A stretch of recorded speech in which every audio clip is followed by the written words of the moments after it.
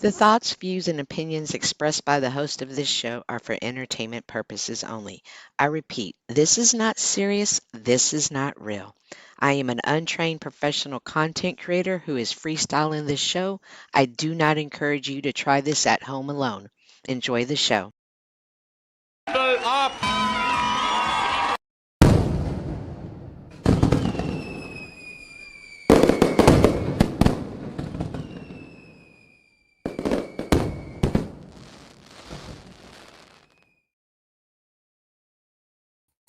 All righty, guys, welcome to the show, Chicas Locas, episode 3. Can I get a sound check, please, Veronica? Yolanda, You're good. Your mic's coming in nice and strong. is yours, and yours is coming in as well. Excellent. Hello, and welcome to the Tonight Show. Tonight, my co-host and I are going to be discussing: are we being groomed for YouTube? I picked how did you like that opening song that I picked? Hey, man, what a vibe. That actually found that, and that is actually a performance of theirs in Germany in on March of 1984. Can you believe that song is just like 41 years old? That's Girl, crazy. don't tell me that. I know. And it was their first US single that hit the top 20. It peaked at number 13. I definitely rocked with Depeche Mode. They were definitely a vibe. And their music still holds true today. There was I was looking up the lyrics as I was getting ready for the show, and they said some interesting things in there. And one of them is, where was it? It was saying that I'm relying on your common decency. So far, it hasn't surfaced, but I'm sure it exists. Ooh, That was yeah. something, and I thought, wow, that holds so true today. Um, Before we start, though, let's go ahead and say hi to people in the chat. Welcome to the show. We are actually live streaming it on my channel, What's Up, Cynthia, and the Mad Chatter is restreaming on hers. No matter which side you're on, please go and hit the like button and just show us, you're watching and tuning in to us. What up, Sarah? Mindful Exposure. Always seen to Ezra. I'm sorry. I got you confused with the other Mindful. What up, Ezra? Always good to see you. There's Miss Yolanda. Always good to see you and talk to you. Hello, Wizard. How are you doing? Yes. Buenos noches. Tapping into the Mad Chatter audience, into the What's Up, Cindy audience. Yes, thank you so much. Hola, Bex. I hope you're doing well. My apologies, playing poker in the background. Okay, nice. Well, I hope you guys have a good listen. We're going to be here for about 2 hours, so I hope you win big and bring home the money. Joe Cool, hola, what's good with you, Joe Cool? And not to be outdone by old Joe. Is Cynthia grooming us? Well, I don't know. We're going to have a conversation about it tonight, oh Joe, and you're going to tell me, do you feel like I'm grooming you? Do you feel groomed? Hope so, oh Joe. Nice. NPC is in the house. NPC. I'm looking forward to having a conversation with you. I think it's some great topics that we could have. So let's set that up. 5x5. Groomed almost sounds fun if I had long hair like a dog. Funny you say that. Joe says, I'm too old to blame other people. At my age, you're complacent if you're fooled. Okay. We'll get to that. And El Peril says, I am blessed. I have not been impounded yet. Did I say that word right? Impounded? Yes, ma'am. Awesome. So tonight's we are talking about, are you being groomed for YouTube? And when Yolanda and I were discussing what we could talk about on the next episode, this was something that came into play.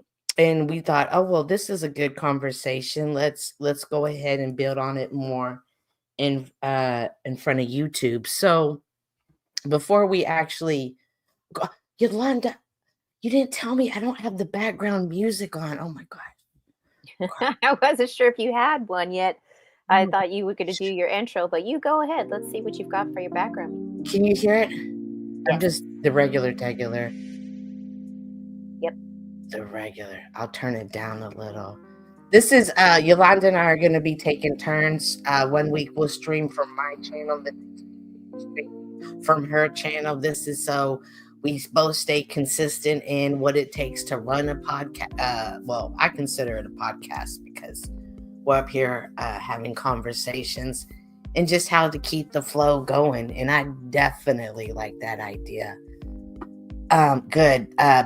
Bex lets us know it sounds good here, guys. If it's too loud, I know sometimes this can be kind of get in the way of the conversation. Don't hesitate to let me know, and we will take care of that for you. So one of the things, going back to the conversation, is we were talking about grooming. And I know that after you and I talked about it, I looked it up, and there were some interesting definitions of grooming, and a lot of them had to do with young children. So I want to be absolutely clear, that is not the type of grooming we are talking about. We are not talking about that grooming, but instead we are talking about this grooming. I think this, when I pull this up, Yolanda, I think it's gonna make us be quiet, unmute us, but feel free to unmute us. I made this extra long so we could talk while I kept this definition up, okay? Okay. So for tonight's purposes, we're talking about grooming. There's two forms of grooming: the practice of brushing and cleaning a coat of a horse, dog, or other animal. That's when Joe was hoping he would be groomed. And I do think that once upon a time in the tribes, like grooming your significant other was a form of honor and respect. I do believe. I'm sure somebody in the chat will let me know. Wizard, I'm pointing to you right now. The practice of keeping neat, tidy in appearance. So yes, that type of grooming is good and necessary for YouTube. However, the grooming that we're speaking about tonight is the practice of preparing or training someone for a particular purpose or activity. Do you agree with that, Yolanda? Yes, ma'am. We're talking about the last part, the practice of preparing or training someone for a particular purpose or activity. Absolutely. So for all of the chat's purposes, these are the types of grooming we're talking about. So please, I don't want anyone to think that tonight we are speaking about the grooming of young children. Yes, that does exist, but that is not what we're speaking of here tonight. I just want to make that clear. I might state it again in the middle of the show. Hi, Gigi. Welcome to the show. She says, yeah, it's good to stay neat. Indeed. It just makes you feel better about yourself. What a great avatar that Miss Gigi has. Oh yeah, Gigi's page is about dogs now. Oh, I'm gonna have to check it out. For sure. I'll make sure to go drop it. Apparel says, yes, I have practiced many levels of grooming in regards to attire and social connections. Grooming for social connections? That's interesting.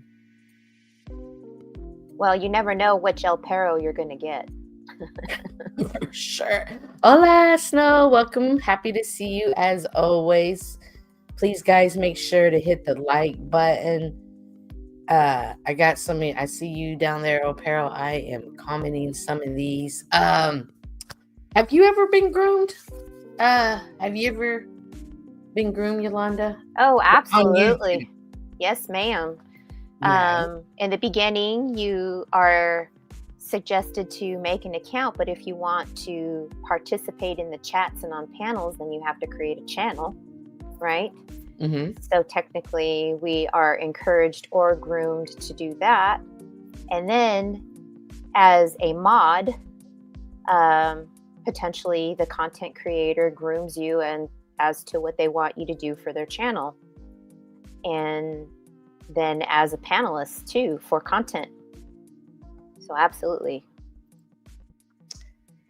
I feel like I was definitely groomed, but I wasn't aware of the fact I was being groomed until I looked at it after the situation had happened, and then realized, oh, that's what this was. And I definitely agree with you on, having to set up chat. We're encouraged to get involved with the conversations. That is definitely a form of grooming. For me, in my experience, it was about 4 years ago. And I mean, I had just got to YouTube, and I couldn't believe you could actually like type words and talk to the person on the other end of the computer screen or the phone or whatever it is device you're searching. And it just became like, oh, hey, I can't wait to see everybody every day.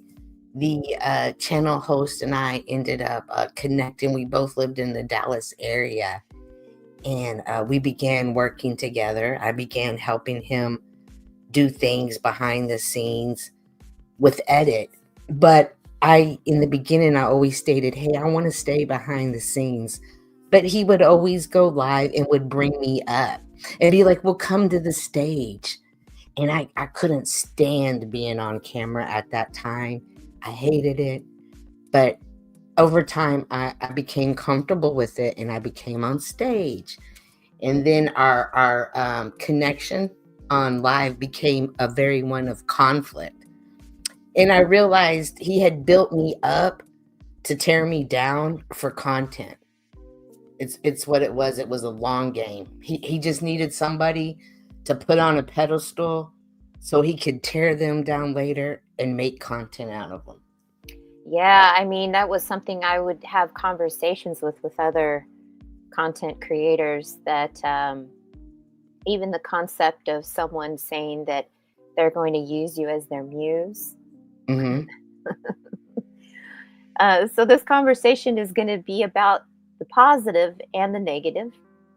Cynthia and I are just going to potentially give newer chatters or people that haven't thought about it a different perspective and awareness as to watch really what you're getting yourself into when you participate on these channels, right? Mm-hmm. Absolutely. Whether it be in the chat or, jumping up on the live streams.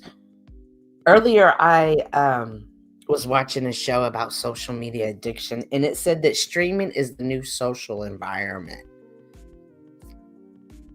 Yeah, you know what? I kind of have a little statistic on that. You want to hear it? For sure.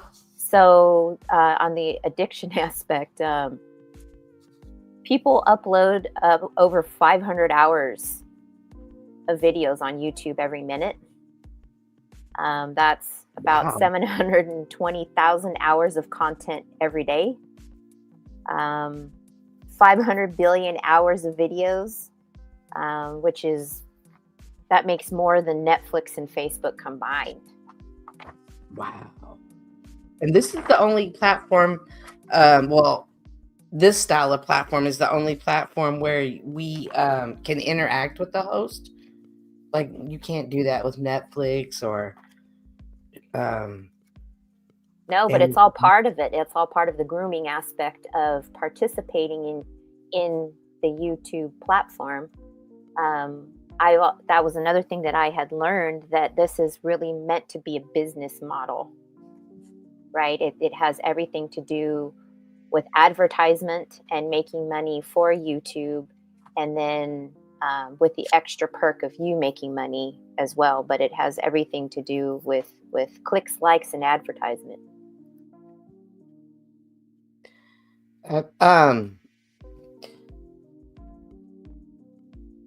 earlier in that show, they were saying, I was looking for the quote. It was saying that this is giving us social media is giving us a cloak mask of significance and tech fools people into thinking that they are accomplishing something.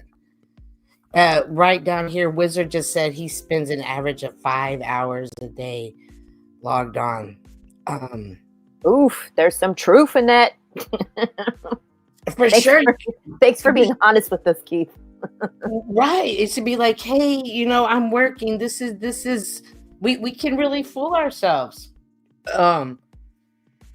So when you come here, you also tend to gravitate to like-minded people, or you find yourself in a community that you enjoy the conversation, and you can be your authentic self, because like we said, this is a social environment.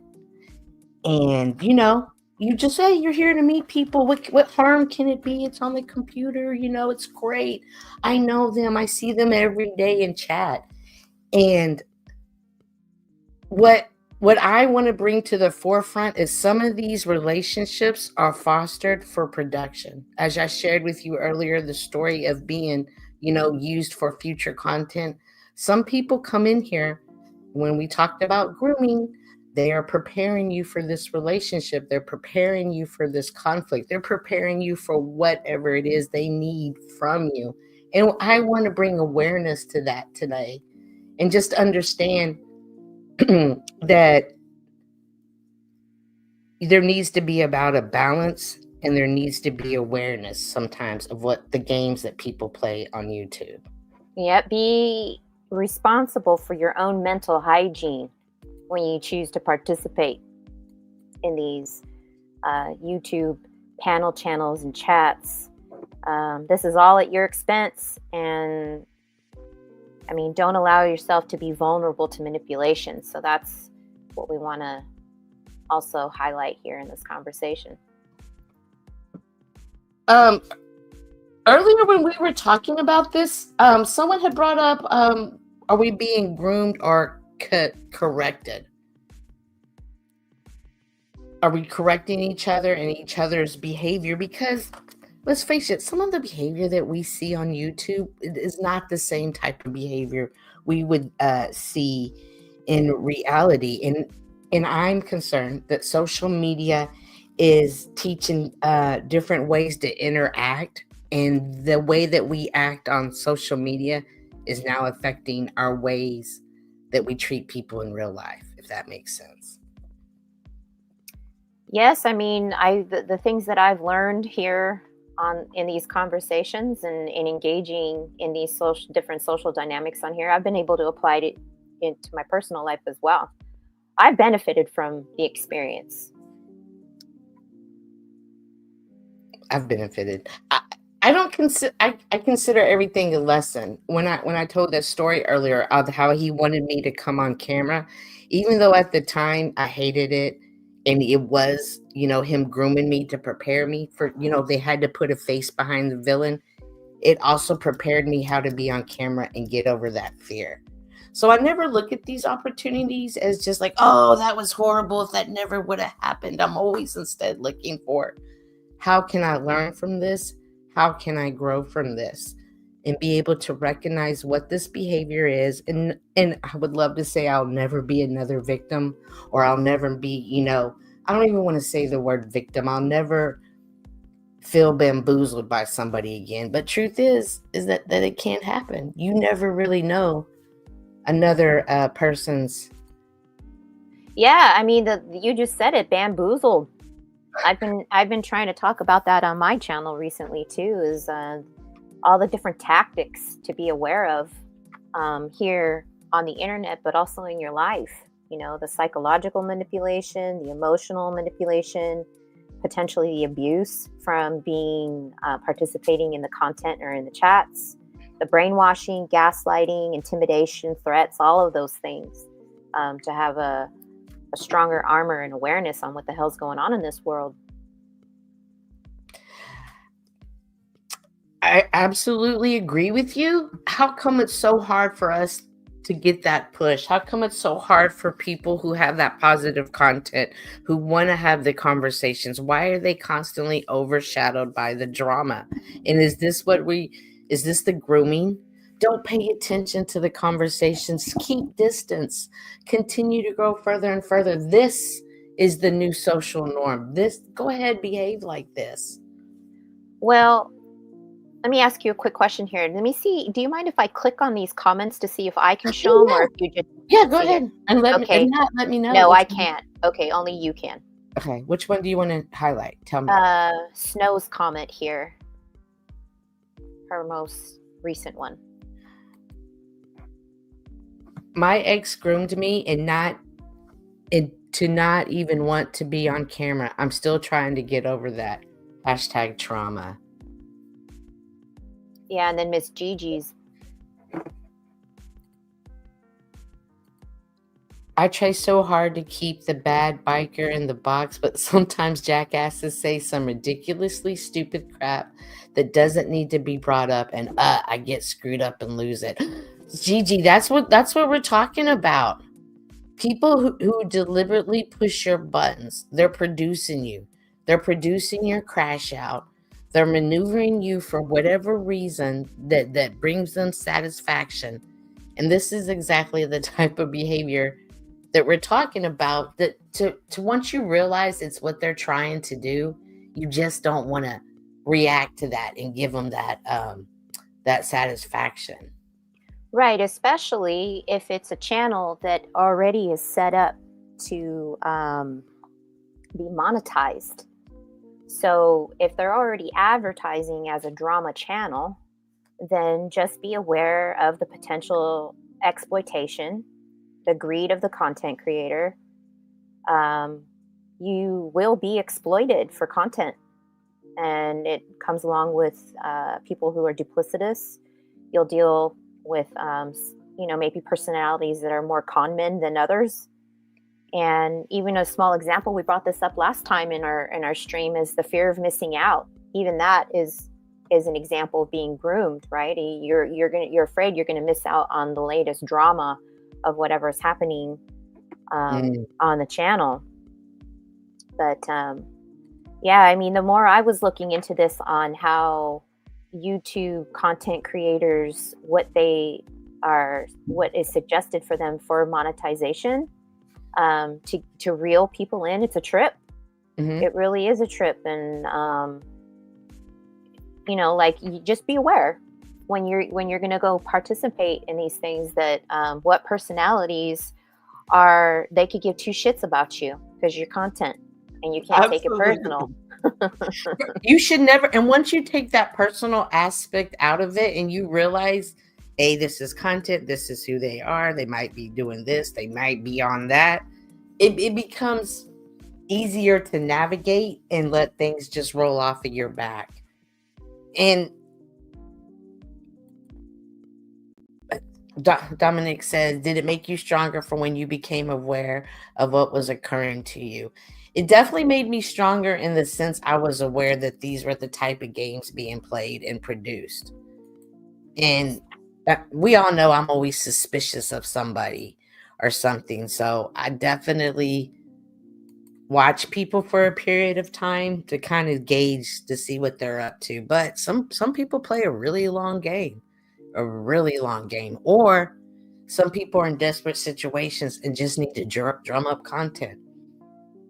Drama is hella entertaining, Snow. Unfortunately, it is. So, and I don't want to say, ooh, drama's bad, you should always stay away from it, because do you think that there's such a thing as healthy drama, Yolanda?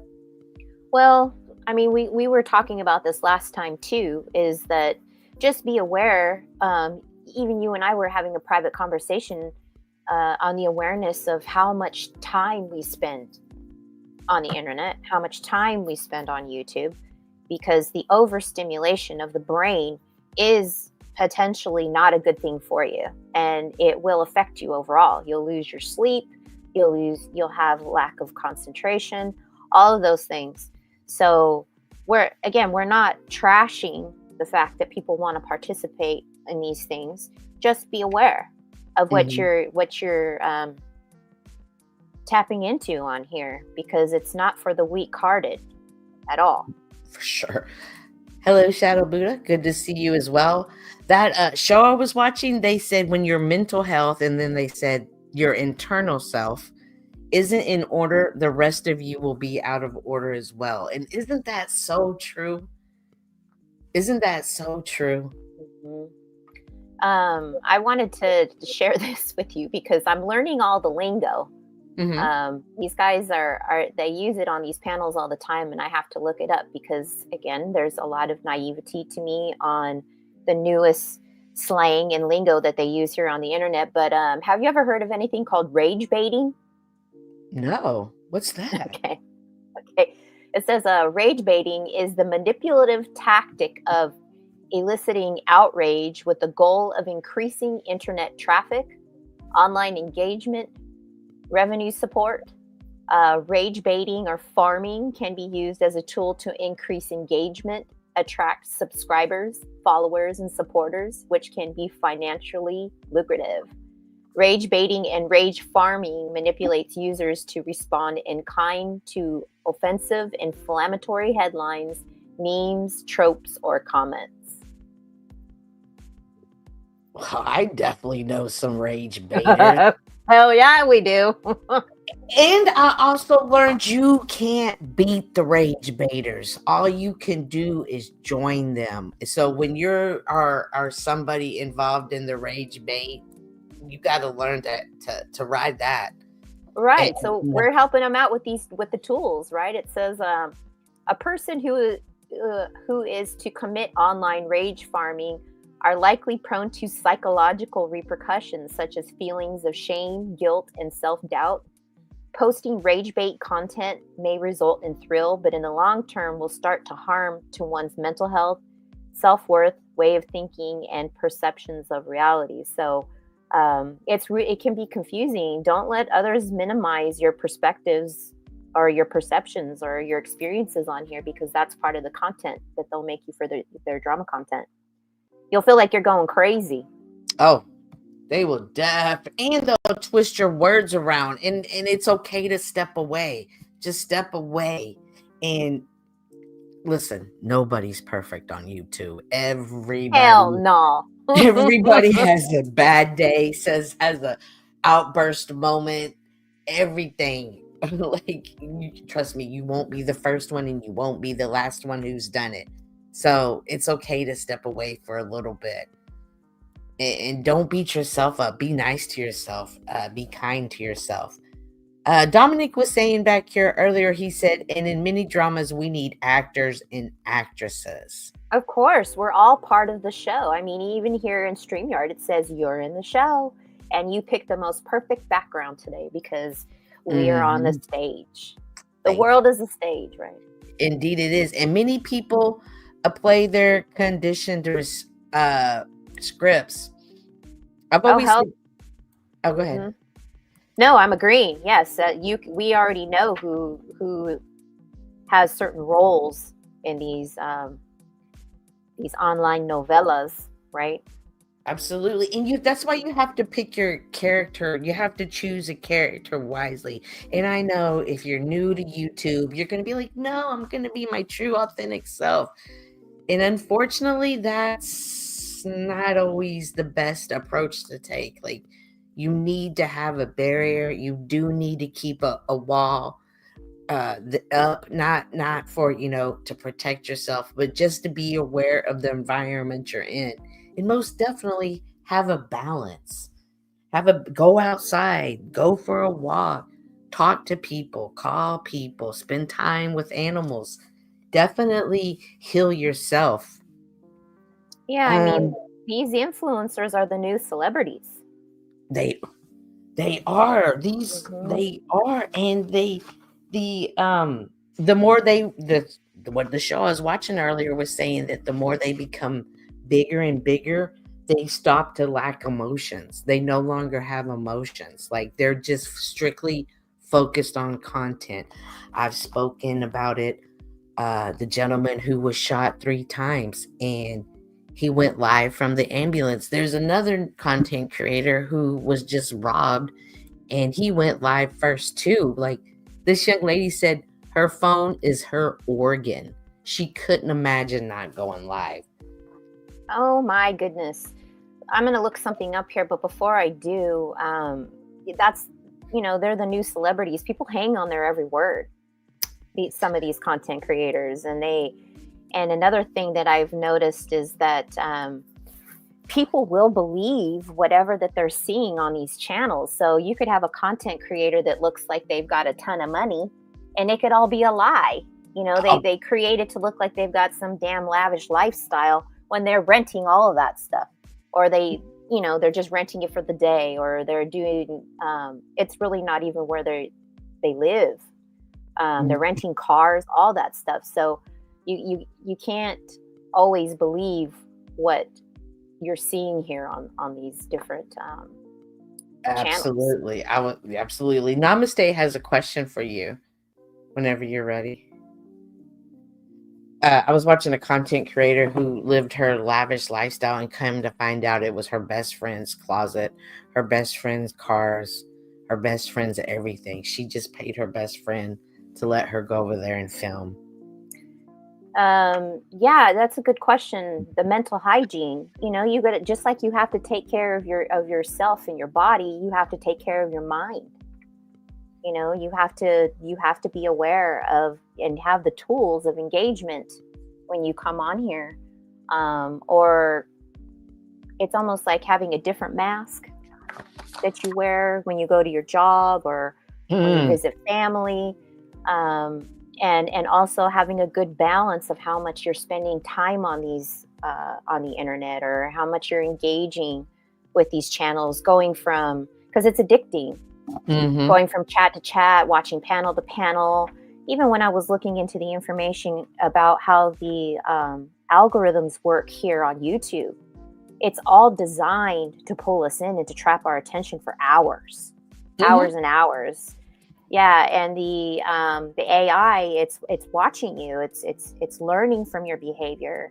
It's gauging your attention span and paying attention to the instincts of the person that's participating with it. And then it records and analyzes the clicks, the search history, and your watch time. So that's what I mean by mental hygiene. And we've all experienced it. Oh, wow, I was thinking about this, and then the video just popped up. It's all, is social media grooming us? For what? Well, that ties even back to the conversations that we've been having with each other and on NPCs about people becoming zombified. They're like zombies, or we say sheeple. Be independent. Don't let yourself get too caught up in the flock. Stay true to yourself. Absolutely. You can lose yourself on this. El Perro says, yet they do not comprehend the words they use. Who I'm not understanding that question. If you want to confirm who you're talking about, El Perro. Michael says, the modern world is people faking themselves because they have become dependent on external validation to the point of dysfunction. Oh, so true. That is so true. They now have treatment centers. If you're addicted to social media, they have treatment centers, and the first thing they do is digital detox you. Can you imagine that we now live in a world where people have to go to treatment centers just to get away from their phones? Yeah, let me look it up. I know that I looked it up earlier and I forgot to write it down. Let me see here. Hold on a second. No worries. This is a problem. This is a problem. Let's see here. Yeah. While she's looking that up, make sure to hit the like button both out over here for What's Up, Cynthia, and the Mad Chatters. Oh, I meant to drop your link earlier. Let me drop your link on my. I put it in there earlier. It's called phone addiction is the obsessive use of a smartphone. This behavioral addiction is often dubbed as nomophobia, or the fear of being without a mobile device. And you know where I see that all the time? It's on these videos that I watch where people get arrested. And how much they have to have their cell phone. They have straight handcuffs on and they're in the back Yeah. of a car and they're like, bitch, give me my cell phone. They can't be without the cell phone. That's crazy to me. And have you noticed the cops are more lenient on them having their cell phones because they even recognize taking it away how much of a disruption the situation will now become. And they're hey, as soon as you get in the back of this car, I'm going to let you make phone calls on your phone.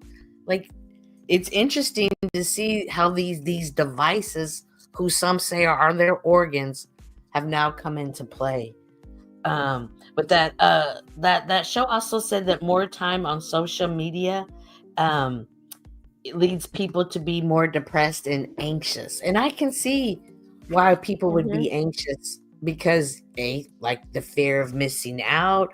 Oh my gosh, what's gonna happen? Oh my gosh, such and such just happened. I can make that content. There's a number of reasons. It's overstimulation of the brain. So that's what potentially creates the depression. That's what creates the anxiety because you're not allowing the brain to relax and you're overstimulating it with what you're watching. So be aware of what you're watching. So even the example of the shorts or short 15-minute videos, that's part of it too. So for example, start watching longer videos, more than 30 minutes to an hour, the longer the documentaries, things like that. Those are the things that help you increase your memory. So when we're constantly watching all these shorts, it's no wonder why we're watching the youth have a short attention span. We talked about this last time where they're giving children these smart devices and you can already see behaviorally how the dysfunction that they've already been starting to create for their addiction to the device. And that's scary.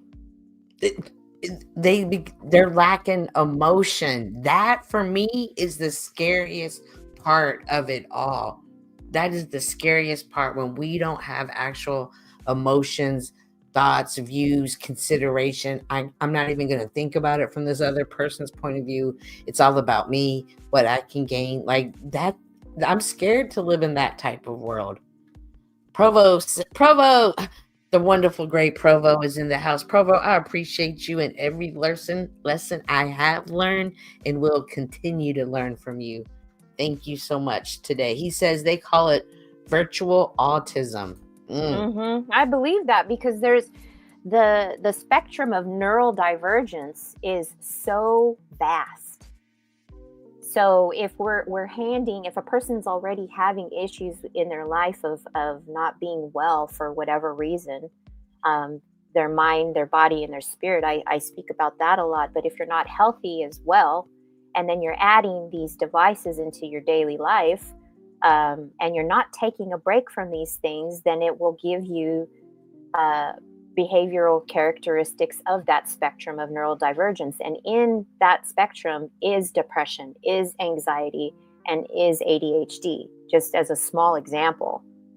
I've learned a lot from these content creators that share their stories of their neural divergence or autism, because it's so vast. And for some, they look at it as it's a superpower for themselves. And I respect that they come and participate with us on here so that we have a better awareness that there is no norm. Absolutely. Right? We need to stop talking about you're not normal. Well, what does that even mean these days? But the new slogan is normal is the new programmed. Yes, that's we see that daily on here when we're listening and on these live conversations, how people are so programmed into their clickbait information that they're watching. I myself fall for the same thing, which is why it is important to do your own freaking research and not just on the internet. Just try to find other means as well, because this digital stuff I've watched right before my very eyes, the definitions of things changed these past 5 years. So earlier we were discussing groomed. wasn't even in old dictionaries. We need to find out when that word literally came into play. Wizard, I'm looking at you again. I know you're going to look it up. Gigi says, I'm trying not to allow other things to affect me. I know exactly what I've done and haven't done. I'm 65 damn years old. Shout out to you, Gigi. I've done what I could for people and have rounded up my life over 65 years. Absolutely, Gigi. But, being 65 years old still doesn't mean that there's not something new for you to learn every day. Absolutely, Gigi. So, yeah, if you're having issues with your life with anxiety and dealing with this internet shit and in your real life too, then it's good for you to have to listen in on these kinds of conversations that maybe you could have, talk it out and see what other. Go ahead. To know you're not alone, that it's okay.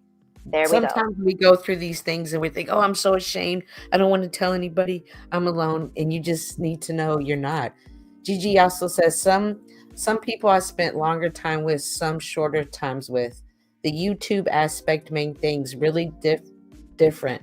I never had to fight so much trying to help. Plus, I got caught up in it too much. And I think, Gigi, I can testify too. I've been caught up in way too much too. Right. I mean, that's part of the grooming here on these channels too. People tell you their sob stories and you feel bad for them.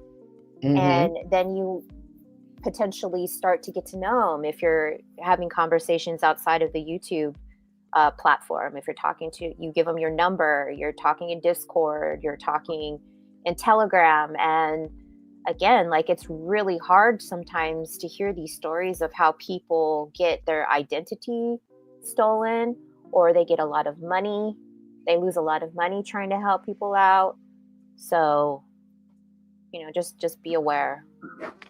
Definitely be aware. And if it doesn't feel good, go with that. Trust that. Understand that. Don't let people talk you out of that. Michael says it's all I can't say that word. Derivative. What am I saying it right? Of poor family upbringing where the child internalizes emotions as bad due to having their needs denied to the point that they develop avoidance of correction and dopamine addiction. So true. So many times people, one time I was on a panel and a guy's father had just died and he came up and he was just like, my dad just died. And the panel host was like, I don't give a fuck. Don't bring that shit to my page. And I was like, oh my gosh. Some people don't know how to deal with their own emotions. That's why I'm so thankful, Cynthia, that you and I have been able to collaborate with each other, because you can tell as long as you and I have spent and invested our own personal time in these things, that people do need to come back to their humanity. Mm-hmm. and get outside of the character that they've created for themselves, and Absolutely. Just be themselves. Luckily for me, this far into the scheme of things, I haven't created a character yet. But time will tell. Unfortunately, I became the character. I was like, oh, namaste the fuck away. Says, I love this conversation. You two are vibing great off one another. Thank you. And we definitely agree with you. Don't judge me. So happy to see you. She says that she loves this topic. Oh, I like the topic. I just added a love. She really meant love. I love this topic. Well, thank you. You just groomed her. My bad. Damn, I didn't mean to. Well, again, it's not a bad thing. We're just aware. Just be aware of what the hell we're doing out here. Sorry, look at me. This internet is not normal. But it's not normal because we know a world before this. However, to our younger generations, the ones that need to hear these conversations, whether they hear them now or later, to them, this is normal. This is the normal world, which is sad to me because I see the comment getting ready to come up. I said things I shouldn't have said, so have I. I've done stuff I shouldn't have done, so have I. I've also apologized, and it seems that Gigi cannot apologize enough. That's not true, Gigi. You apologize once, and it's up to them if they can receive it or not. That's right. That's a really good feedback on that. You can apologize to a person, and you have no control over whether or not they're going to accept your apology. And you can't beat yourself up over it. And that's part of the anxiety and depression that can follow along with engaging with these people online. And another good thing to do is to just completely take yourself away from that channel. Create that boundary, as hard as it is, and as much as you have that fear of missing out, leave it, because your mental hygiene is important. You are important. So if it's taking away, if it's making you anxious, that's never a good sign.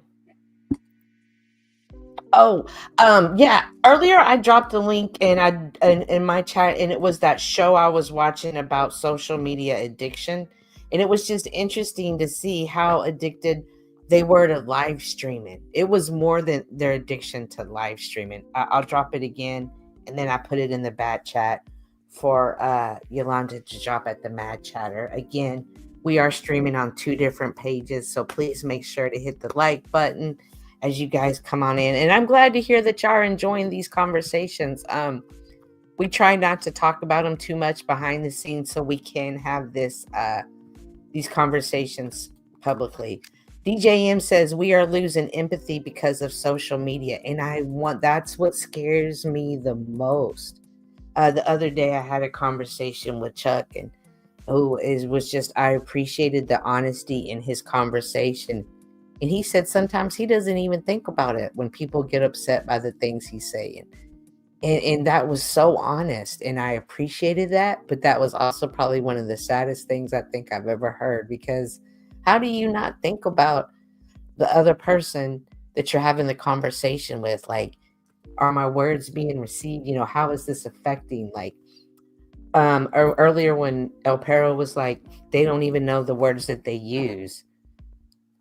Well, what you just said earlier too, that's the emotional manipulation that people will use on you for their content. So it is these kinds of channels like you and I have are good for people that are a little confused with that and don't have enough experience to gauge the frustration from that. Because I know for me in the very beginning, I was called a toxic feminine energy. I was called a feminist. I was called a bitch. I was called a hoe, all sorts of things. And I thought, holy shit, what the hell? I feel like I did tap into a whole other state of, someone called it spurgatory. Oh, yeah. Here in Spurg out. Then I thought, that's the perfect thing to call these when you come into the internet, is people's damn spurgatory. Michael says social media is also the playground for narcissistic people. So if you are more codependent or a giver, you will get sucked up dry if you aren't cautious. Boy, Michael, I fall for it every time. It's the love bombing phase. I love it. I can't wait for the next one because I'm prepared. Yeah, I just did a couple of streams on the different traits of narcissists on here. So it's a good awareness to have on these different personality traits. I do know that we have people asking about the link. Yes, we're definitely. I was scrolling to the comments. Thankfully, the comments are coming faster that I can get to them. Gigi, I am so happy you are finding resolution, and I'm glad you are sharing with us. There needs to be an AI Al-Anon meeting for you. That's what we're having right now. Right. Yep. Hank, we are losing empathy because we are exposed to the worst people more often. It has to do with urbanization than media. Open panel. Yes, we're about to open the panel up. As a matter of fact, let me go ahead and drop the link here. if you guys want to come up and give your thoughts or perhaps share your experience with being groomed on YouTube, or just how you've learned or what you've learned from YouTube. I dropped the StreamYard link in my chat. Did you? I don't think I can drop it in your chat. No, I'm gonna drop it here. Nah, son. No, always good. She says, you're right. The panel has now been open myself. Gigi says, I'm really proud of myself, and I'm hardly proud of myself, but I've kept hands to myself over the years now. No fightings, no, not once. Yes, Gigi comes from the biker lifestyle. She has a very interesting story. Why don't you review my mail? You claim that others have obsession with you, yet you're lurking here. Is he? I'm sure he is. I took myself to meditation class, and I've started walking the dogs at the dog park with my boyfriend and his dogs. And we're riding on weekends. Oh, I bet you're right. It's a beautiful weather. Absolute beautiful weather. The link is now been pinned and dropped at both the channels if anybody wants to come up and chit chat. Also, Yolanda, didn't you look up some tools that we can use? And our first guest is the one, the only Hank in the house. Hey, Hank. Hello, chica. What are you doing? Hola, buenos noches. Oh, Hey, Mom. hang on. We have somebody new. I'm not sure who it is, so I'm going to put a banner up. Where's the banner? St. Stephen. Is it? Can I get a mic check? So, it is easy. Hello. No, I know you need to say something. No, Sandy Machine is watching you. The Sandy Machine is watching you right now. Frustration. Okay, thank What's the you. response? What's the Thank response? Of course he is. Lucky Zebra and Inspector Tarek. Thank you. Tell him I No. said thank you, and to make sure he drops the my YouTube channel and the Mad Chatters YouTube channel page. Thank you. No. Let me tell you something about the Sandy Machine. I have sent numerous emails to him in response to a video which actually debunks him. Yet he refuses to review that mail. Can you please tell him, be a man and respond to my mail? I sent him Okay. numerous videos. Tell All him. right. Tell him be a man. Sure will. I sure will. Thank you. Bye. Awesome. And he's now left the building. I do appreciate you coming up. You getting kicked wasn't personal. It wasn't on topic. Awesome. Yeah, I mean, even bringing that individual up, that's a really good example of somebody that is grooming you to stay in a lower state of consciousness, right? Right. But that's what I was thinking too. It says he's not Sandy. Hey, Zepra, how are you? Yeah, he already did this bit. It's obviously Inspector Tarek, the cookie zebra. No, it wasn't. Yeah. The zebra crew is growing, I see. What do you think, Hank? What do you think about the grooming of YouTube? How do you feel about this? I'm not sure there's much grooming for YouTube. I mean, the only reason I'm here is because I exhausted a whole bunch of my other options than meat space, because people just regularly just use me to do this, I guess, as fuel for their organization. Doesn't provide me much value in return. So I had to end up quitting them, or there's some that just internal politics, and I just moved on because it just didn't work out. So, what has been your experience? Have you? I've seen you at a lot of different places. Sometimes you're received with open arms. Sometimes people aren't sure how to receive you. What's been your overall experience with meeting new people? Mildly positive. I would say it's mildly positive and overall. Plus, I could test some social theories and stuff, I can always watch most of the time watch replays, except for people who are just bad hosts and they don't even keep the thing up. But I could monitor me and verify what I'm doing, what I'm doing right, what I'm doing wrong, instead of speculate based on my feelings. So I can empirically verify if my social skills are good or not, and it turns out they are. So, but that also means that most people just automatically know what they're doing. But it just works out because there's a lot of people just like them that they're around.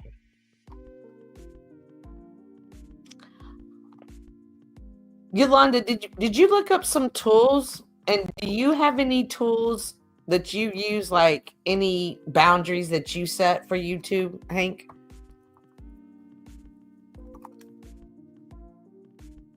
You go ahead, Hank. She asked me, but then said you. So you go ahead and respond. Oh, so the most important tool is that big red X button. So that's why we have here on YouTube that we don't have in MeetSpace, the big red X button. So if something triggers you or just bored, you can always hit that button, then it's gone. You can go and recharge, go focus on something else. Other than that, you just go ahead, and what I do is I think about my words before I say them, up to including scripting what I'm going to say, especially if I'm doing a debate.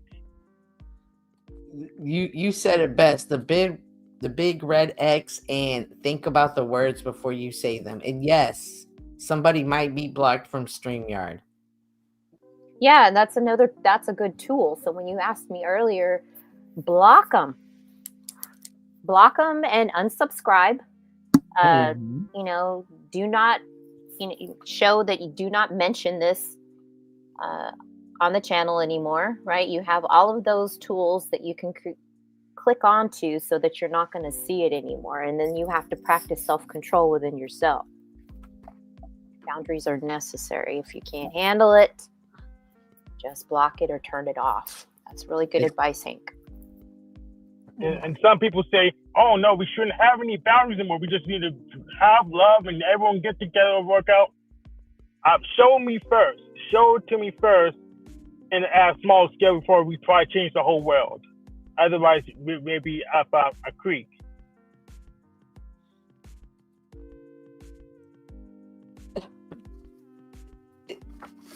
I think, what tools did you look up, Yolanda? Did you find them yet? No, those were my main tools that I have for myself. Oh, is to take a break from it, find other means to exercise the mind with art. You already mentioned it earlier. Get outside, away from the devices, and spend less time on the devices. Now, I have met some really cool people from YouTube. Obviously, you, Yolanda, and this adventure that we're joining on. I work with another YouTube content creator. So I don't want people to walk away from this thinking that all YouTube, it's horrible, nobody can be trusted. We're just saying be mindful of it, be discernful of it. It's also right here. Oh, did you drop it, Hank? Aren't you just awesomeness? I can't guarantee that he'll be up here too long, but sure. And you have to, and another thing is, I noticed that there are some YouTube channels that have conversations and other YouTube channels that just have chaos. And for instance, one of them would be King Steven. Now, I know that King Steven wants to come up here, and I know that he wants to say horrible things and pretend that he comes in good faith, but he doesn't. What do y'all think? Well, in my experience, and I'm only speaking for myself, it's definitely a person that comes with bad faith and is duplicitous. So even though I've invited him to one of my streams only for him to turn around and talk major, smack about me afterwards. So, that's his content. He's choosing to create content to groom his audience to shit talk us and to hate on us because he's in his feelers all the time. That's his means of of entertainment is this constant negativity being shown to people for hours upon hours. Namaste. Okay, don't judge me says he's part of the community. Bring him up. Well, no, actually, he says he's not a part of the community. Oh, he does? Oh, right? Yeah, he does okay. say that. Oh, okay. Well, then he's not a part of the community. I mean, it's entirely up to you, but he says himself I that just he's never not. had a good experience with them. Like, never. I've had a good experience with him, but he's not that impressive. Okay. Hey, King Steven. Hello, geniuses. Hello. Hi. So, what is your experience with YouTube? Why is the banner up? I don't understand what you're afraid of. Everything's subject to change. I'm just letting people know. Oh. You just seem fearful. You should No. let your guard down if you're going to have a conversation. Okay. I don't porn bomb. Do you realize that? Is your IQ high enough to understand? Oh my gosh, he accidentally purposely dropped him. I don't know what happened. It's so bizarre. I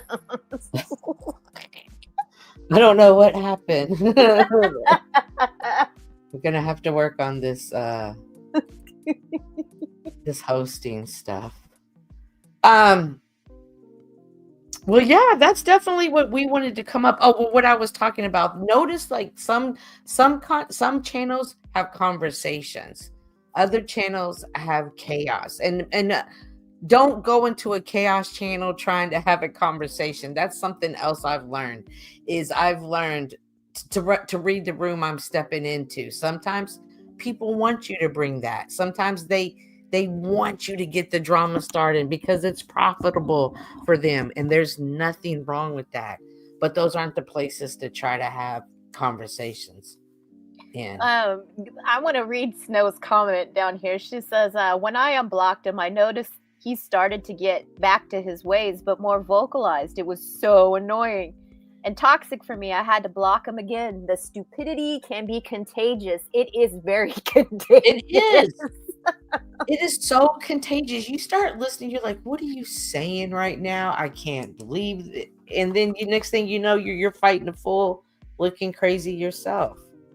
I went through that too. I had him blocked a couple of people and they reverted right back into the bullshit. So I thought, yeah, boundaries back up. It has nothing to do with fear. It has everything to do with you, with those individuals constantly needing the attention, and it be negative attention for me, and I'm not interested. That's find someone else to, vampire their energy from. I'm not interested. Go ahead, Hank. Yeah, when you go on a panel with a mod spook like King Steven or Illumitami, you're not having a conversation, you're doing performance art. Ooh. Is there anything wrong in doing performances? No, but you just need to know what the heck you're doing. Right. You're not going to get through to them. Half the time, they don't even know what they're saying. They're feeling stuff, and then stuff's coming out of their mouth. But you're not really engaging. You're not talking. Have a conversation with them. You're both talking at each other. I wanted to say here to the comment that Gay had mentioned. Wow, you kicked him off. Don't be afraid, Cynthia. Clearly, this is a flying monkey. I'm so sorry that your feelings are hurt that your daddy wasn't allowed up here. Oh. But boundaries are made by people that are healthy in their life with their clarity and the necessities of the boundaries. So it has nothing to do with fear. It is strength. When you tell a narcissist, no. Well, thank you. I was going to address this too. And it's not even being afraid. I'm not going to let that chaos come and sway my show. This is something that I've put thought into. This is our third show. We're still learning how to get our rhythm and flow. And I'm not interested in being kicked off to be somebody's content. And that's my prerogative as the host of this channel today. And just as it is as the host of any channel, they have the right to run any page they feel and have people on the panel that they do or do not want on And there. another tool is that nobody is allowed to stream your information if you don't want them to. Oh, I So already you know. can be struck for copyright. I Nobody is offered that. So be warned, be forewarned that if people continue to misuse your information, going against YouTube's guidelines, that you can potentially be, subject to copyright strike. But there's a thing. They're called fair use. So if they're really doing commentary criticism, there are a lot of users. You could strike them anyways. But if someone did that and I was trying to criticize them, I'll counter strike, and we'll have an actual dispute in court. Yes, that gone. Well, I mean, if someone's that desperate, right? If they're that desperate and they just can't, to me, if a person feels like they don't get the message that way and they continue to come after you, then they've got issues and they potentially will be labeled a stalker. That's a whole different thing too, the whole stalking. So Safra says, and disrespectful people think their boundaries are more important, but good boundaries show them otherwise.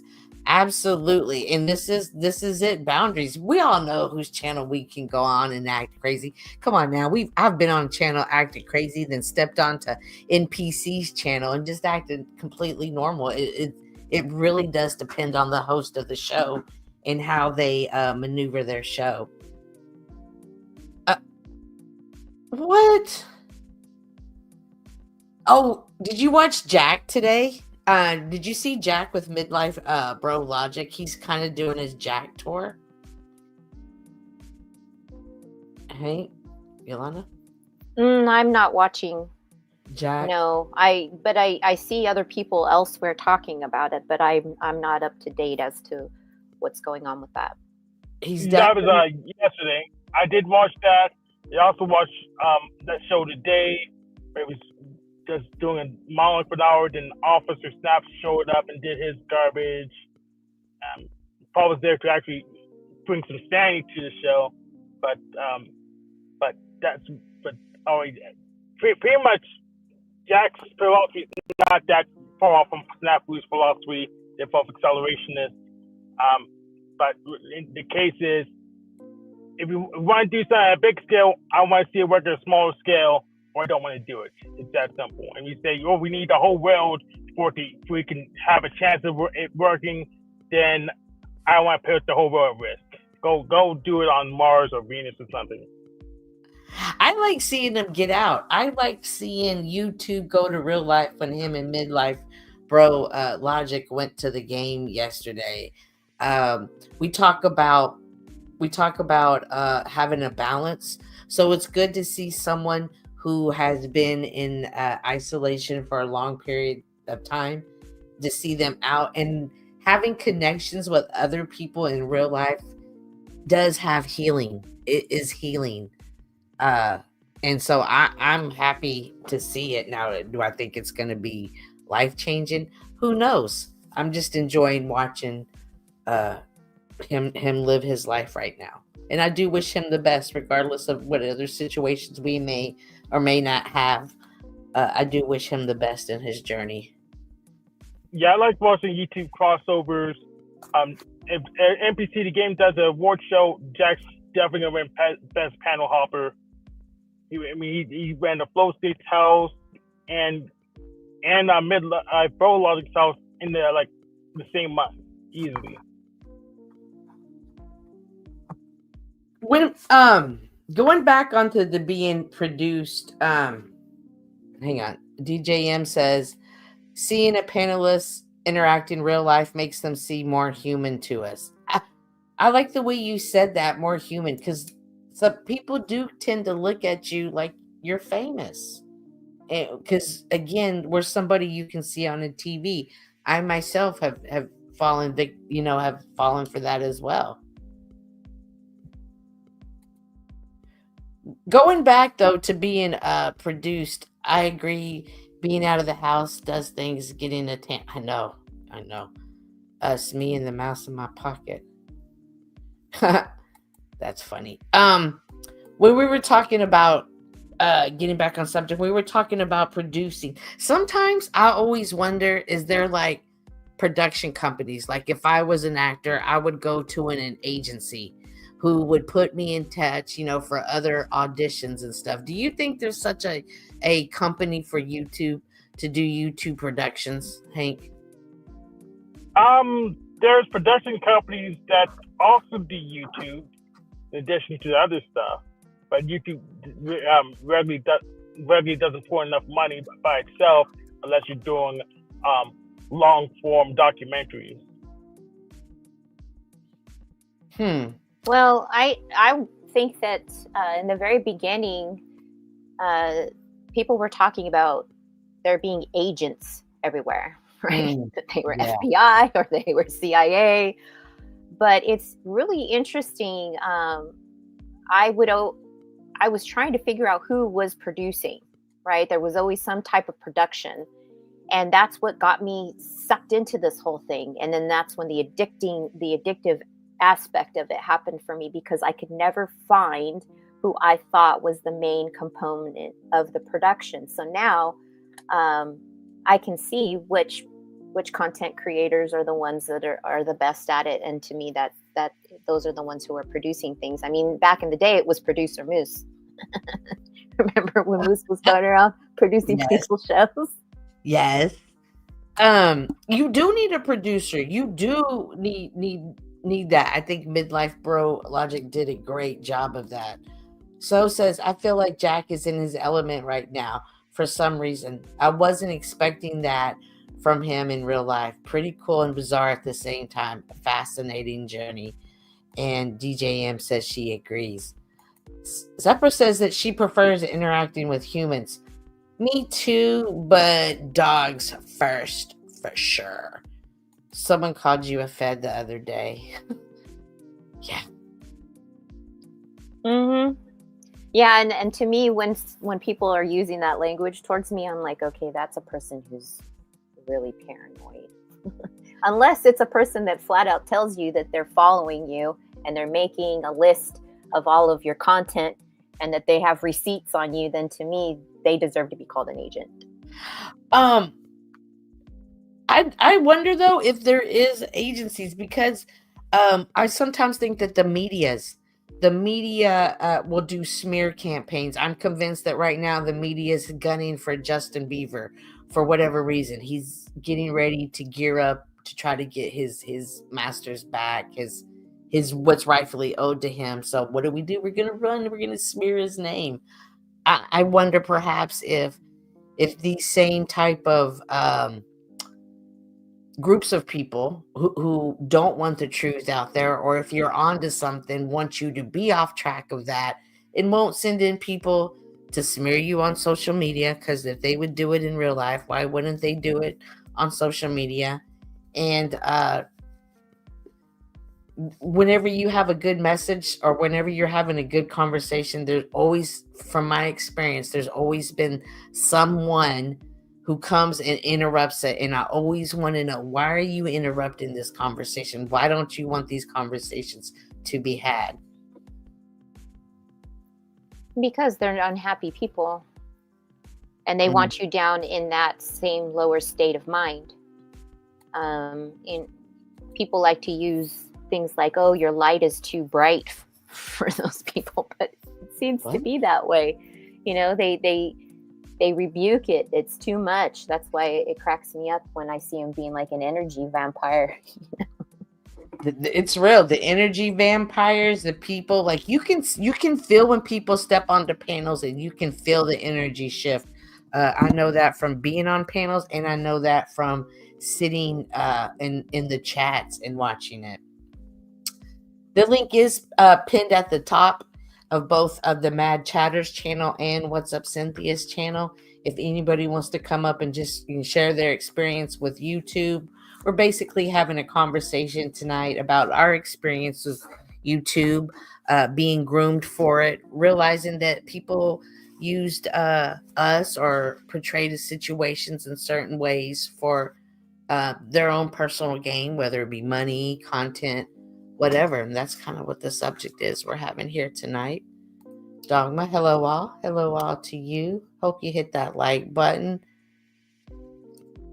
Change me is another ringleader. Can do conversations like the ones we're having, are they helpful? Are they needed? Well, are they valuable? Absolutely. I think that these are very valuable conversations. It brings value to me. Absolutely. And I feel like sometimes these conversations get overlooked. They don't have as much support as the chaos channels do. Beck says, Gigi says, yes, these conversations. I'm glad to hear it. I think social media is taking conversations away. I think everybody might be just, selfies and only thinking about themselves. So they don't know how to interact in real life. Well, I like having an open dialogue with you, Cynthia. I feel comfortable with having conversations with you. We can talk about all different types of subjects, and I don't feel like I am in competition for the time that we spend in a conversation with one another. Because that's always something that I'm thinking about when I click a link and join somebody's panel, is potentially it's like walking on eggshells around that person. And they don't give you it's has to be about them, and I recognize that. So it's been really nice having these conversations with you. Well, thank you. I definitely feel the same way about you. I like the way you said you feel comfortable. And I agree, there are some panels that I step on that I don't feel comfortable. You're like, yeah, okay, I'm going to just exit out now. But that is definitely important to me, is to make anybody that I'm having a conversation with comfortable. I feel like it's a more honest conversation, and we learn more about them as a person, but also learn about their experiences. And perhaps for sometimes people even realize they're not alone in their experiences as the world is continuing to evolve into something that I'm not sure where we're going as America or as the world. Isolation is just becoming more and more and more. So conversations and feel comfortable is very important to me. I like every room is a bunch of guys who never include one girl who just who is just there to keep their camera on. For sure.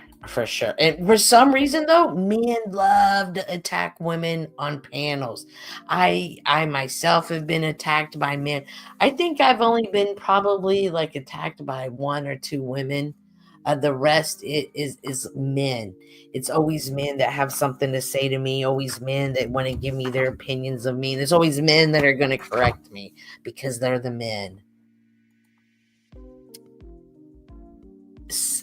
Snow says, same pixel. That's exactly how I got sucked into, and it was snafus. Snafu. Scaring me bad at first. He was holding me hostage and controlling me. I didn't know what he wanted me to do when he threatened me. Yeah, people I love the people that always like, I doxed you and I have your information and I will expose you. The ones who always threaten to expose those channels, expose people. When I hear people start using language like that, and I know damn well that I'm not what they're trying to portray, I know that they're a little fucked up in the head. So, you know what I mean? Like it's so ridiculous to me, and then you have to recognize too who the villains are of the show, and that's that's all you're gonna get from that person. So you just have to be aware of who the villains are on where you go, and if you poke the bear, then you're gonna get what you're gonna get. Well, I personally, I do like being a villain sometimes. I feel like everybody needs a villain, at least one, because the villain does keep you sharp to a certain degree. Jane says, hang on. Jane says, someone asked me in chat today why I don't panel, and I simply put, I can't take the name calling and harassment that go with it. And That's a good boundary. I Yeah. wish it wasn't that way. And speaking of panels, we have a superstar coming to the panel. Hi, Bex. Hola. I should have Hola. checked if that was you. I wouldn't have been surprised if somebody would have pretended to be you. Hola. Yeah. Hola, hola, Conveniently. buenos noches. Buenas noches, chicas locas. Y Hank. Oh yeah. Oh yeah. Did you see the new, Guapo. Did you see our thing right here I put together? Yes, up in the corner. Yes, I did. Yes.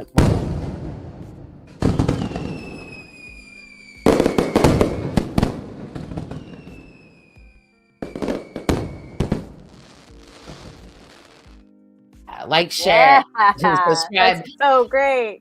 So we Nice. both, Yolanda and I both have our own channels, but we also come together. Like I said, 1 week we'll stream on my channel, the next week we'll stream on her channel.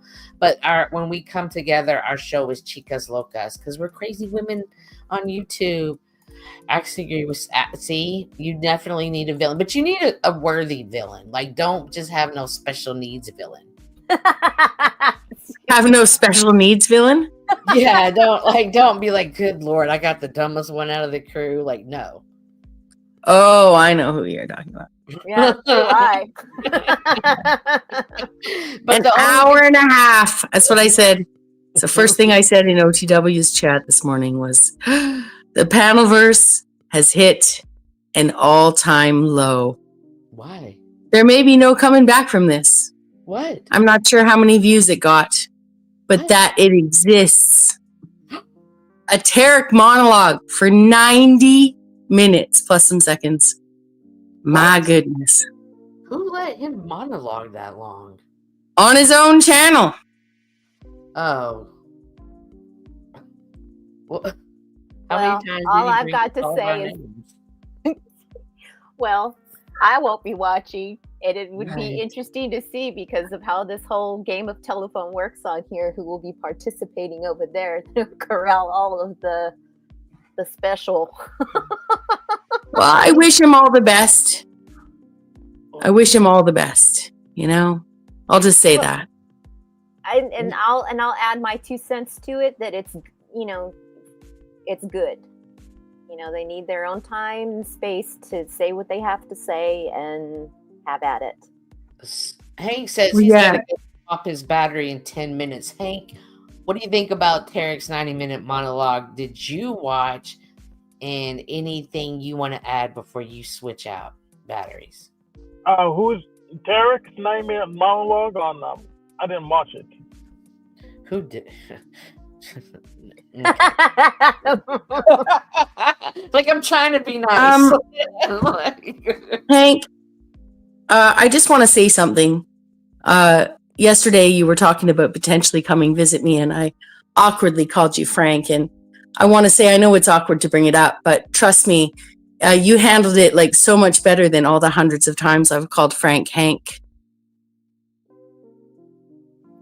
No, not that big of a deal. I know who you were trying to contact, so. Well, yes. Well, it's an homage to you both, actually. It's two of my favorite people. But What up, TML? Welcome to the show. We're doing a discussion on YouTube grooming. Is it production? What is it? Are there conversations? Is it chaos? Which is more important? Bex, have you ever do we been, look pretty? If we're groomed, do we look pretty? Oh, it Do I doesn't look matter pretty? what you look My like. hair looks really nice in this avatar.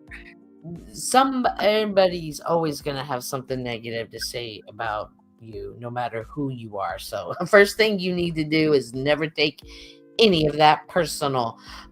Bex, do you think you've ever been groomed for YouTube? Have you ever had this type of experience?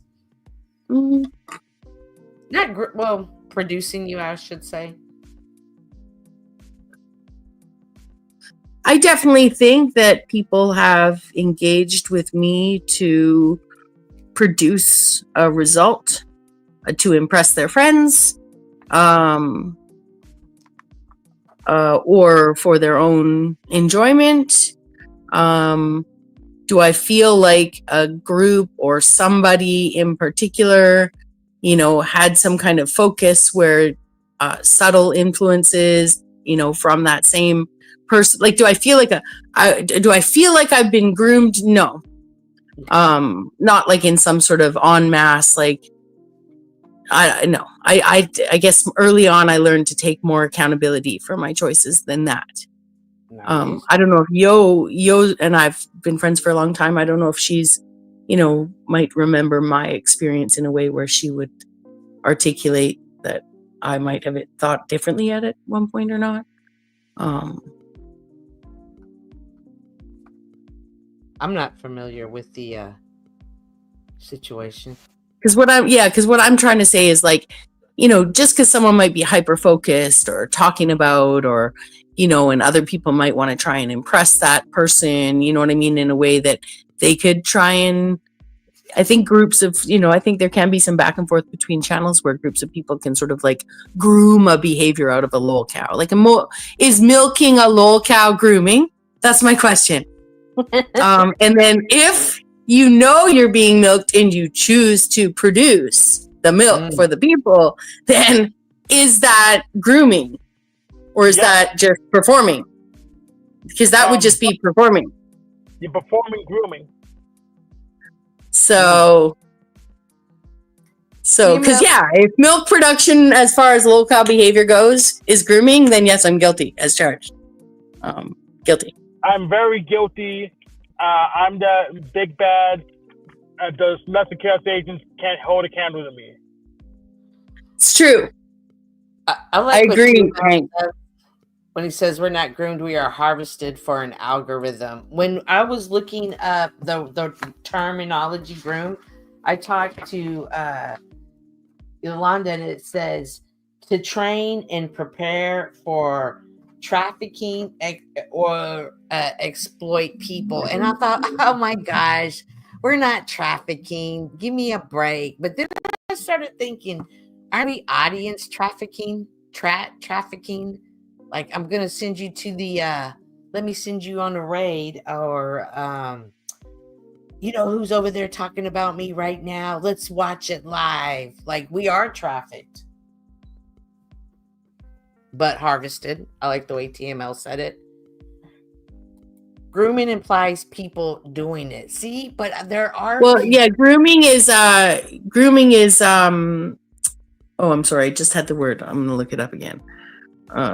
We looked it up earlier, but grooming is to prepare someone. Right.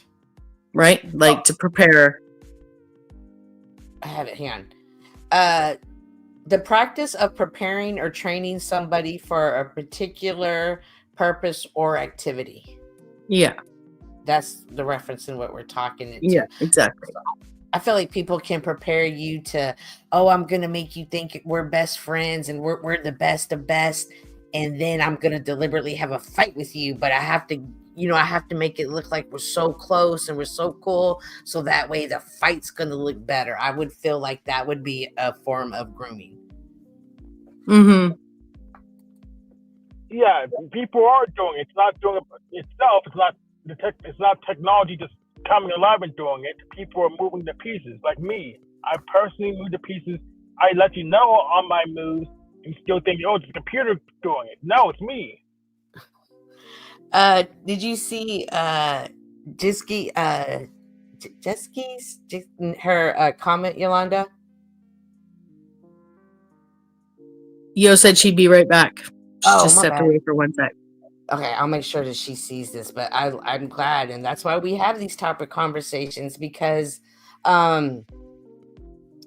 sometimes people can see things one way and they can perceive it, and for some reason, I don't know why, we can sit around and be like, oh, I'm going to try to work on, not talking so harsh to people. But a majority of the times we probably talk the worst to ourselves. So I can see how you would think, oh, you're so weak. So I'm glad you looked at that in a different way. I have to come see you, Gigi. We're not too far away from each other. An algorithm brought us together. Absolutely did. And I noticed when I think about the algorithm bringing us together, I often think, well, we're not the same. So I always feel like somebody's like playing social games with us, and they're seeing how we respond, how different people respond, what happens when you put this group of people in with that group of people. Hank says an algorithm is just a produce, aka set of instructions. No worries. Snow says she's still cleaning. Her last comment didn't come out right. Bex, you have boundaries. What boundaries have you set for yourself so that you have a healthy balance with YouTube and real life? With YouTube in real life, like online behavior in real life. Well, yeah, just how do you have your balance? Because you've spoken about addictions before. Yeah, definitely. Like even a phone addiction before technically social media addiction. Mm-hmm. Well, I guess, yeah. Anyways, the two went hand in hand, but long before paneling or whatever this stuff is. So yeah, initially it was very prescriptive. In terms of different sort of assignments, I don't necessarily believe that abstinence, the disease model and treatment thereof of addiction is appropriate for addiction itself, let alone for something like where you have your phone in your hand. So, but definitely prescriptive behaviors like withdrawal from chat for certain times, which shutting down a channel can create, depending on if you have other channels, but can create an atmosphere where you can't chat. Just as an exercise, because if it's something that you're like, oh, I could do, but then when you try not to, it's like opening the fridge, these things that kind of are reflex that we do. Anyways, nowadays I would just say, so yeah, initially there was a lot of prescriptive behaviors and sort of trial and error. And, but yeah, now, and even, down to like time spent on the internet. But nowadays I'd just say it's sort of like it's just become more of a lifestyle, right? Like just that I know that I'm very happy with the amount of time I spend on the internet. It's like at least an eighth or a tenth what it once was, if that makes sense. Absolutely. So does anybody know Gia Via? Hi, Gia Via. It's me. It's Gigi. Oh, hey, Gigi. Gigi, Yeah. I don't even know what names like we have different. Like y'all throw me off with all these different names. You said that, I went, it's me. Bye, Hank. Thank you for coming up. Bye, Hank. You did a week off recently, didn't you, Beck? Yeah, I did almost 2 weeks off. Closer to 2 weeks and 1 week off chat. Around and no backs anywhere. Pardon me? I went kind of, when I go bouncing around, I usually see you someplace. Yeah. And I didn't see you any place when I went bouncing around one night. I was like, I wonder where Beck went.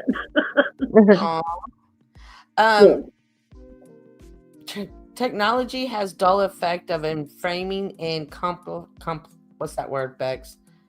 Complexifying. Complexifying. Yeah. Information is in the eye, not the air. TML sounds scary.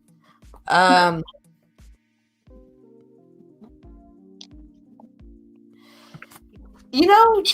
I feel like people have that effect more. Like people who use a lot of big words and stuff, they're making what they're trying to say more difficult.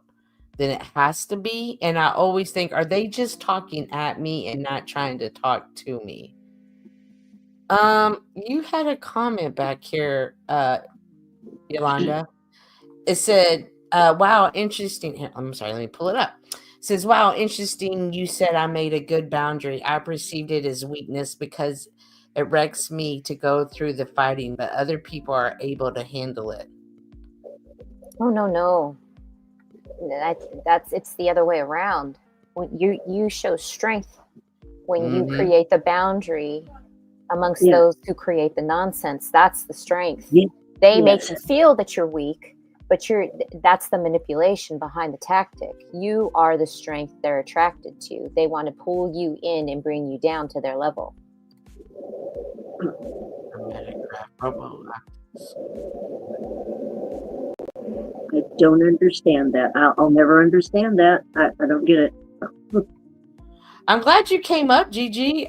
You were sharing a lot in the chat and your experiences with that, and how you're kind of stepping away and spending more time with your dog and in nature. So, I just want to move forward. I've had enough. I've pretty much had enough of the nonsense, and because it's nonsense, and it's not worth it. It's a waste of time. Well, it can be a waste of time. Well, I mean, when it's all the arguing, ripping, tearing, calling names, that's a waste of time. I'm like, stop that. I mean, I did it myself, and I don't. If I have my choice, I don't ever want to do it again. I did it last night. Had to repent. I'm like, I don't want to be one of those people that has to repent every time I turn around. I want to be one of those that doesn't have to do that. And it upsets me when I have to. It really upsets me. I mean, my new boyfriend, he was like, calm down, because I was so upset with myself because I let stuff get to me again. And I haven't let anything get to me for a while now. Nothing. I've been sure and steady for quite a while now. And that's been good. It's been real good.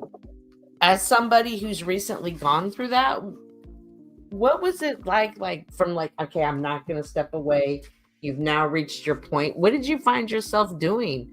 Did you hit kind of like a low point once you stepped away from YouTube, and how did you find your balance? Boy, that's a good question, because I don't even really know. It was kind of almost like okay, I've had it. Just like most everything else in my life, where it's like it hit bottom. And I'm like, this is ridiculous. This is stupid. I'm not going to participate in this anymore. I've had enough now, because I get there. I have a limit. It can stretch a long way, but I have a limit. And I finally hit that limit and everything. And that's when I met my boyfriend. His name is Larry. And I looked at Larry. I said, I've had enough. And he said, I see that. He said, what are you going to do? I said, foot going down, mofo. And he went, holy shit, let's go, babe. And I was like, yeah. We got on a bike, went for a ride, and I came back and I said, I'm fucking done now. That was about it. We started messing with the dog, started going on rides, having fun, doing this, that, and the other thing. And it's been that way since. Yeah, you're living life. You're living life. Yeah, I know what's going on with Nicole. I know where she is. She's alive, and all that. But nobody can do anything or say anything, do anything until the courts do it. Nobody can do anything. Her car is safe. The dog's cats are safe. Nothing I can do. That's it till I can hear something from in there.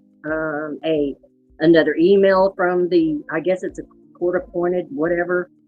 So I don't know anything, because she has not been calling for a while now, and she could be in there for up to 6-7 months, could be a year. What physical effects, when you had reached your breaking point, what physical effects did the metaverse, all of the stress of the drama? I was like jittery and angry and all this confused, and I went through the crying, I went through the screaming, I went through what the did I do? Why is everybody picking on me? You know, all the craziness, the round and round you go through. I went through that for a short period. And then I said, what in the hell am I doing? What in the hell am I doing? This is stupid. And I was like, I'm too old for this.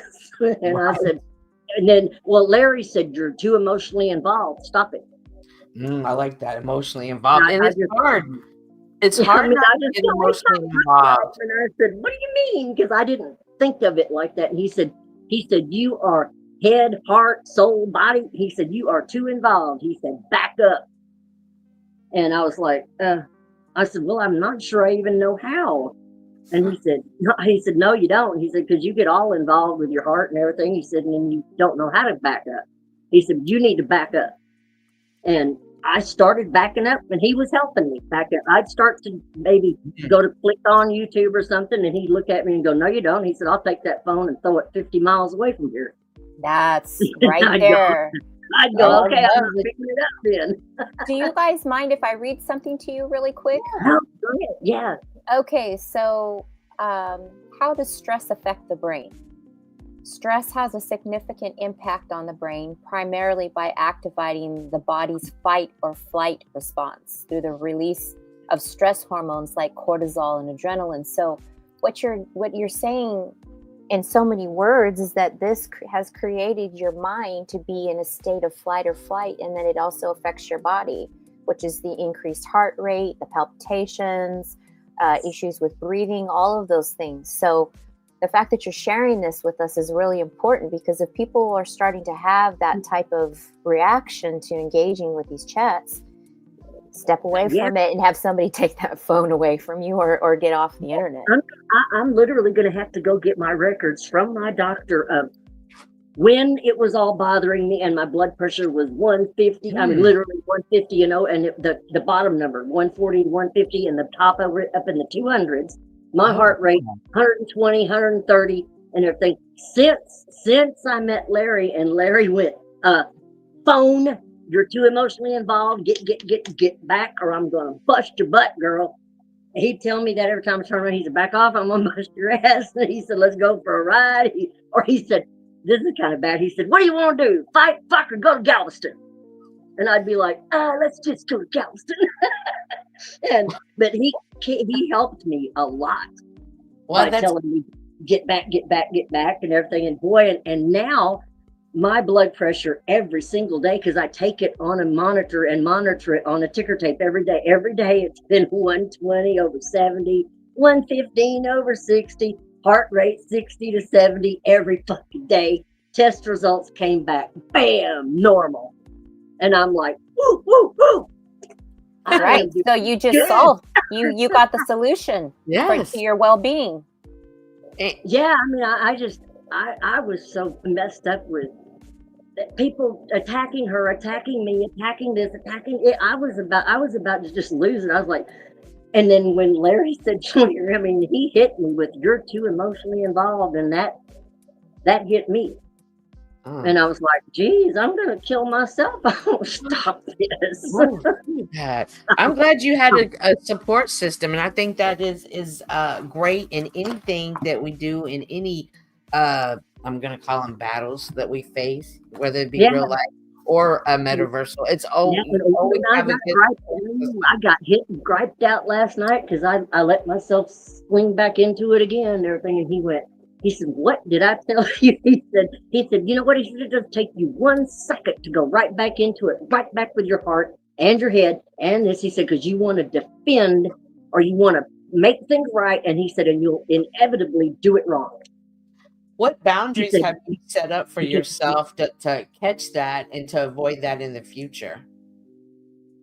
I think Larry put it right for me. He said, I don't want you going over to any of the channels where you're going to have that anymore. He likes me coming here. He likes that. Nice. Thank you, Larry. He said, stay with Yolanda and Cynthia. He said, you're not attacked there. Nobody's attacking anybody there. He said, that's a good thing. He said, I like that. And he said, and if you go watch somebody, he said, that's okay. He said, but if people are in there that he said that absolutely know are gonna rah, rah, rah, rah. He said, simple, Gigi, stay the fuck out of it. He said, isn't that simple? He said, just like if you don't like somebody, he said, don't let them on your damn channel. He said, if you don't like what they said, delete, delete, delete. He said, that simple. And I was like, okay, yeah, you got me. Yeah, I mean, the stress, it affects the brain in Yeah, so that's many what ways. yeah, that's what It increases the mental illness. It alters your brain structure, destroys your neurons, it shrinks your brain volume, it You can't impacts learning and cognition. I mean, I could go on and on with these things, but you know, it's important to highlight these things because this is where you have to set the boundaries for yourself if it's just and if you don't it's want disrupting your that. life. Yeah, you don't want that, or you're gonna just be nothing. And I don't want to be. I'm already old. I don't want to make it worse. You're not old, you're young. You are still here, you're still on a mission. Well, I Gigi, feel young. I do definitely thank you for sharing that that story and Now, your I think experiences with it. if somebody gets that far into something and they're so that emotionally involved and everything, just let me just back away. I mean, I've talked to Larry about I don't know when Mystic's gonna get out, but when she does, I'm like, I'm not gonna handle it the same way. It's not gonna be the Well, same way at all.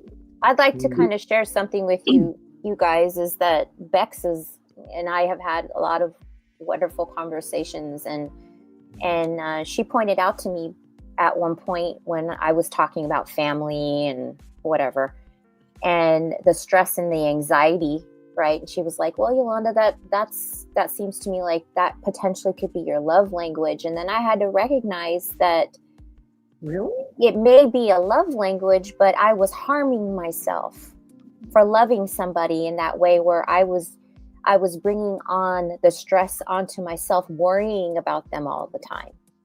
Yes. So I had to pull myself away from that and stop never doing thought of that that. to myself. And even how I was speaking to myself, all of these things are really important. So when we're saying things like I'm too old or I'm not smart enough or I'm not that, all of those things are self-defeating languages to ourselves. We're not That's a helping good ourselves. That is a good point. I would have never thought of that. Yes, exactly. We talk negative to ourselves, but we need to be kinder to ourselves. After all, we're human. We make mistakes. None of us are perfect, but don't stop with the negative self-talk. Yes, I mean, if you speak positive, well, it's just like that experiment that anybody can go see. If you put a plant in one room and yell at it and talk bad to it, it's going to die. And if you put one in another room and you talk positive to it, it will thrive. And you water them the same, do the same. And if you put rice, cooked rice, one in one place, one in another, and you have negative stuff going on with one and positive with another, one will turn black and one won't. Well, that's the perfect example, Gigi, because the brain is a huge component to the whole electric component of how the body works. And so if you're not treating, if the brain isn't functioning and helping you with your neural network, then the body's going to start telling itself harmful things, and it's going to show up with illness. I know, and I'm like, we can't do that to ourselves. When I saw that, I was like, oh my God, no, I do not want to be black rice. Snow says that she's so happy, twisted and moldy, and I was like, ew, and the other one was all nice and clean looking, and I was like, I want to be a clean one, Yeah. But I mean, I was like, no, and I thought, oh my God, if we're doing that to ourselves, that's horrible. Awesome. Well, Snow says that she is so happy to hear that, Gigi. You've been taken advantage of and walked on so bad for so long. That's the only reason why I gave you tough love after feeling bad for you for so long. I've never ever felt like I've been like walked on, trampled on, and I don't really feel that way. That's not in there. It's more like I just kept sticking myself in the wrong places. And then somebody would say something, and then dumbass me, I would get mad, temper run away with me, and there'd go my mouth. I'd say the wrong thing, then somebody'd come back at me, and oh boy, there'd go like, yeehaw, here we go, rodeo. And I'm like, oh my God, there it went again. And then it would get going that way and this way, and then it didn't wind up being my I'm fault. glad Like, oh that my you are healing, and I'm glad that you have a good support system. That is definitely key, I think, in any process of healing. But it's come now to the end of our show. We do go only 2 hours because we have boundaries, and we don't, and we understand that it's important to live in the real life as well it is on the metaverse life. But I definitely have enjoyed this conversation this evening. Do y'all have any closing words before you leave? I love you. Bye, Gigi. Thank you so much. And Gigi, anytime you want us to have a one-on-one conversation about your experience, just to reach out to me, and I'll be happy to set that up for us. Okay. Okay, everybody stay safe, and I love you, and keep it safe prayers. Bye, Take care, Gigi. Bye. Thank you. Thank you so much. You're welcome. Have a good night. Good to see you. You sound great. And Bye, good to bye, see you, Hank and Yolanda and Cynthia and everyone in chat. Thank you for having me. Thank I you will. for coming up. I always appreciate hearing I'll your come up insight. again. Thank you. You're Have a good night. welcome. Bye for You now. too. Hank, you have any closing words? Yes. Thanks for having me. Our instructions that has to be operated on the person who's operating on them is likely me. So don't worry about the lesser chaos agents. They don't got anything. All you do is hit that red X. They can't even get to your house. They don't have working vehicles. Absolutely. And you're absolutely hit that red X. Thank you, Hank, for coming up. Always appreciate you and your wisdom. And Yolanda, do you have any closing words before we head out? I'm just really glad that we've been able to have a panel together to have conversations that help people out. That makes me feel empowered. Nice. So great. Thank you, Miss Cynthia. I'll see you around. Thank you. I'm going to put you in the back for a minute. Awesome, guys. Well, I definitely appreciate each and every one of the guests coming up. We had Hank, who always comes with his knowledge. We had a quick appearance by King Stephen, but he had other things to tend to, so he headed out the door really quick. And then Bex came up, and Gigi came up and shared her story with us, and I just definitely appreciated that. As always, I did appreciate the co-host Yolanda. Tonight, this was some good conversations, and the one thing that I took away is to take care of yourself. That is important both in real life and in metaversal life. Take care of yourself. If you're ever in a situation and you feel like you can't do it and you want someone to talk to, I'm not going to suggest that you come to YouTube and talk to us, because sometimes we may not be qualified to know how to help you or even what to say, but I will share this with you. Help is always available. We want to show this number now on your screen. It's simple, 988. That is the National Crisis and Suicide Lifeline. It is available 24/7, 365 days a year. Again, all you have to do is dial 988 if you or someone you know is in crisis. And actually, somebody called me one time and they were in crisis, and I was like, I'm sorry, I'm not qualified to help you with this, but I did call 988 three-way, and they were able to have a long conversation. So I do recommend using that, and stick to the right place. Stick to places that are healthy for you. If you find yourself in an environment that makes your blood pressure go up, that gets you sick, that gets you irritated, that's not the place for you. Like Hank said, you just hit that red X and you go somewhere else. You to learn to take care of yourself. learn to appreciate yourself, and most importantly, learn to talk nice to yourself. Love on yourself, because nobody's going to love you like you. And I think today I am going to take us out. Wait, where is it? I've got to organize my clips better, but we're going to go out with the late great. A couple reasons I wanted to come to you tonight. You all are the age of being my children. And I want to talk to you as a parent maybe has never talked to you before. You're only here once. God has bestowed you with life. He could have made you a rose that lasted 7 days, or a butterfly that only lasted 3 weeks. But he chose to give you the highest form of life, that of being a human being. And with that, he gave you goals and dreams. And I'm here to tell you, and I don't really know you, but there's no one in here who can achieve health and who cannot achieve success.